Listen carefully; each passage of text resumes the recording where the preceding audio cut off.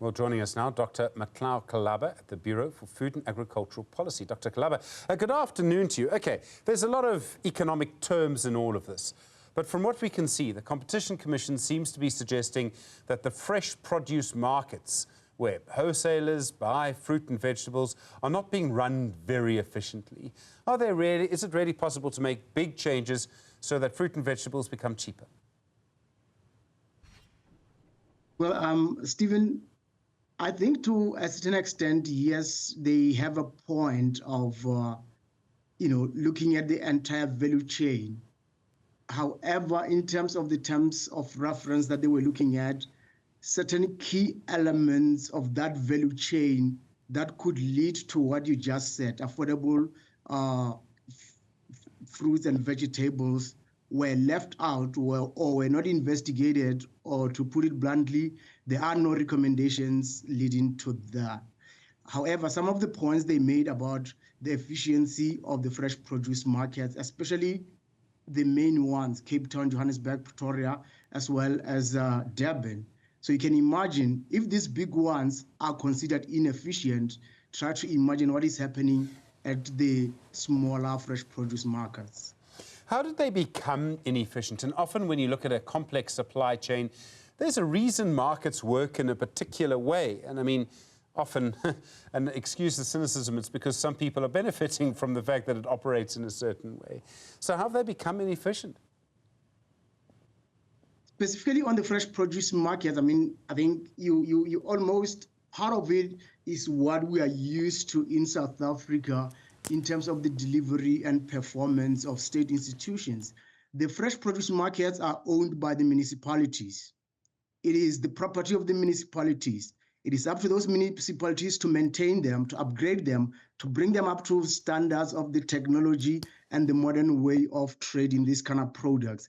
Taking into account that we're talking about fresh produce, so issues around perishability, the time is an issue, and the losses to farmers and the traders become immense if those things are not addressed. But the big portion of that is infrastructure around the fresh produce markets, which are owned, maintained, and managed by the municipalities. The suggestion seems to be of some kind of private-public partnership. In fact, I think if I recall, Cape Town is run in that way. Would that make a big difference? Is that the right recommendation or remedial action in this case? I think it came across in the study or in the inquiry. And I think by and large, there is this agreement that if you bring private partners to a state-run institution, it tends to perform relatively better. And the commission, in terms of their remedial action, they actually stuck with that point and the notion that you bring private clients, then you bring a new leadership. They recommended having a board. Therefore, that would actually oversee the management and the maintenance of these institutions. I have to make a point that, separate from this particular inquiry, is that some of the private players were even considering setting up a private standalone a fresh produce market, which will be wholly owned by private sector, totally run and totally managed. And in other words, there were already, parallel considerations, but the idea now and the proposal is that if you bring the two together, because the common understanding is that the current framework is not working, bring the two ideas together, make it work better and efficient for everyone involved in the value chain. The other big issue is around how difficult it is for smaller farmers, smaller food processing companies to get involved in the supply chain.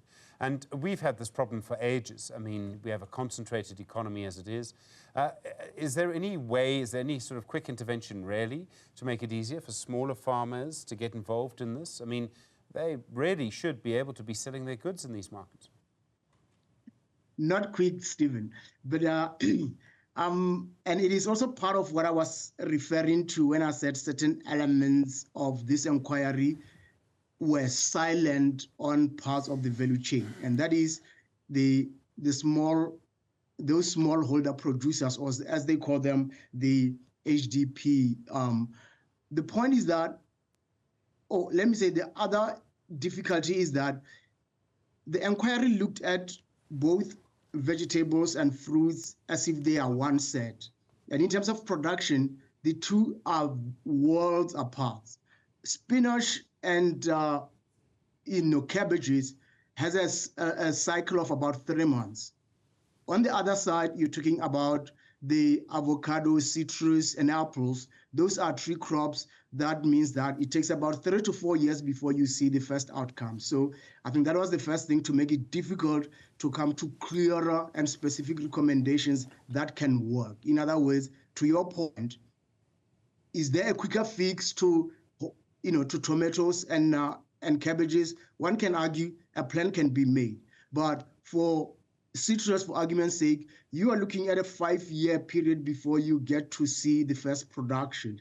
And that way, then, you support, manage, and bring this different set of farmers into the value chain in a different way and at a different time frame. And I think, well, I mean, the preliminary report was just launched about 2-3 hours ago, but maybe the detailed report will have these kind of specifics. But currently, as it stands, that's one of the shortcomings that needed to be addressed in the recommendations of how to address the issue of smallholder farmers in terms of integrating them into larger and mainstream value chains. Dr. Mmatlou Kalaba, thank you. Really do appreciate the time from the Bureau for Food and Agricultural Policy.